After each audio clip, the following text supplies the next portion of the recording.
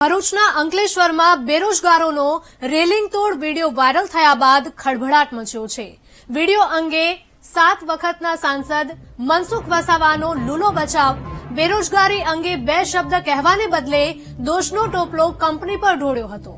સાંસદ મનસુખ વસાવાએ કંપની પર એક્શન લેવાની વાત કરતા હવે વિવાદ વધ્યો છે।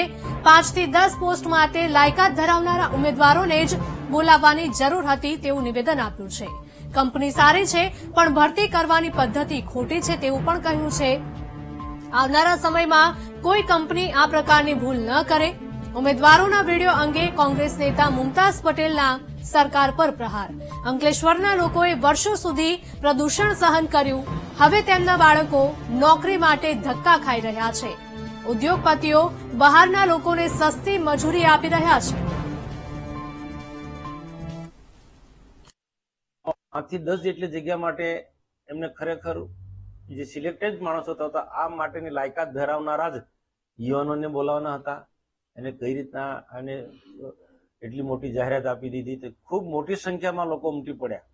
ભરૂચ જિલ્લા, નર્મદા જિલ્લા, સુરત જિલ્લા તો ખરા જ, પણ ગુજરાતના અલગ અલગ સ્થાનોમાંથી પણ ખૂબ મોટી સંખ્યામાં, કારણ કે પોસ્ટ એ પ્રકારની હતી તો લોકોને એવું કીધું કે બહુ આ સારી કંપની છે ને કંપની સારી જ છે, પણ એની જે પદ્ધતિ હતી ભરતી કરવાની એ ખોટી હતી અને ખૂબ મોટી સંખ્યામાં લોકો આવી ગયા। એના કારણે હોટલના ગેટમાં પ્રવેશતા જ ખૂબ અફરાતફરી મચી ગઈ અને જે રેલિંગ હતી એ પણ તૂટી ગઈ। કેટલાક લોકોને ક્યાંક નાની મોટી ઈજા પણ થઈ છે।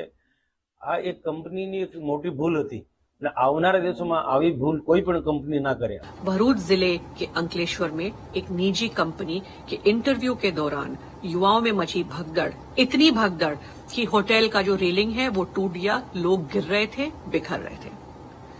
अंकलेश्वर को कांग्रेस ने एशिया का सबसे बड़ा जीआईडीसी बनाया था और आज भरूच जिले में हजारों कंपनियां होने के बावजूद हमारे स्थानिक लोगों को नौकरियां नहीं मिल रही हैं, लोग परेशान हैं, बेरोजगार हैं।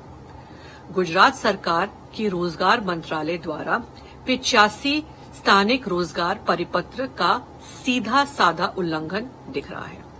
स्थानिक नागरिकों ने उद्योग के लिए अपनी जमीनें दे दी, वर्षों से प्रदूषण का सामना कर रहे हैं और आज उन्हीं के बच्चे बेरोजगार हैं और भगदड़ का सामना कर रहे हैं।